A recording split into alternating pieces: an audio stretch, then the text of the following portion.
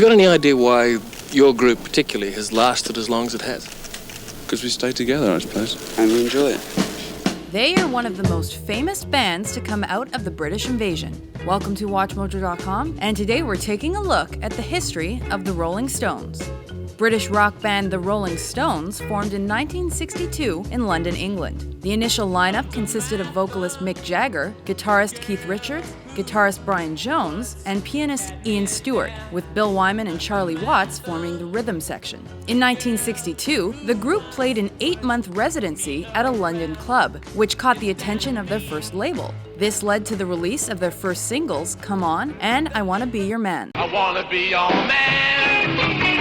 I wanna be your man. These charting singles allowed the Rolling Stones to book shows outside of London and eventually resulted in their 1964 self-titled debut. The Rolling Stones album featured mostly R&B cover tunes and one Jagger and Richards penned track, Tell Me You're Coming Back.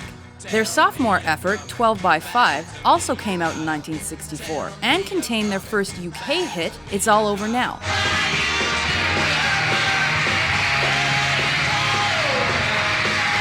This was followed by a commercially successful album entitled The Rolling Stones No. 2 in 1965. Their next record, Out of Our Heads, included many more original compositions than their previous work. Its most popular single, I Can't Get No Satisfaction, was the band's first international hit.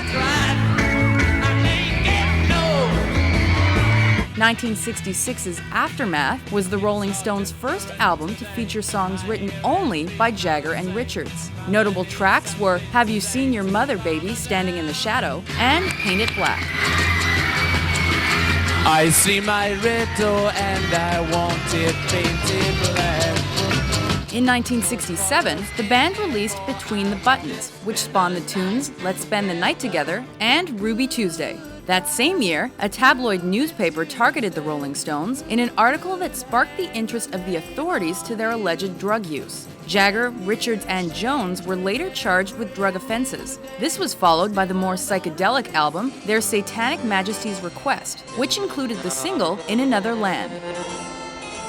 1968 saw the release of the single Jumpin' Jack Flash and the album Beggar's Banquet. This more bluesy record produced the single Sympathy for the Devil. Please allow me to introduce myself. I'm a man of wealth and taste. 2 Circus-themed concerts starring John Lennon, The Who, and the Rolling Stones themselves were also filmed that year and would later be released as the movie The Rolling Stones Rock and Roll Circus. The next year, Brian Jones left the band due to his drug problems and was replaced by Mick Taylor. Less than a month later, on July 3, 1969, Jones was found drowned in his swimming pool. Just 2 days later, the Stones performed at London's Hyde Park and debuted the single Honky Tonk Women.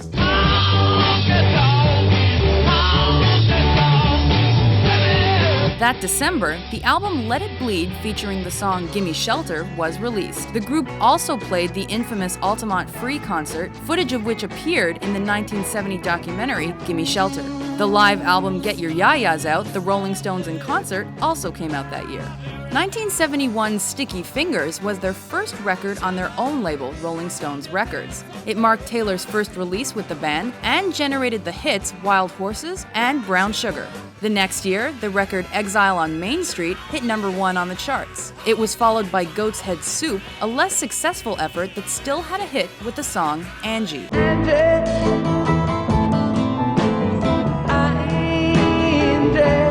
Despite the success of the 1974 album It's Only Rock and Roll, Mick Taylor quit the Rolling Stones. The first album featuring his replacement, Ronnie Wood, was 1976's Black and Blue. While trying to finish their next live album, 1977's Love You Live, Keith Richards faced drug charges that delayed the recording sessions.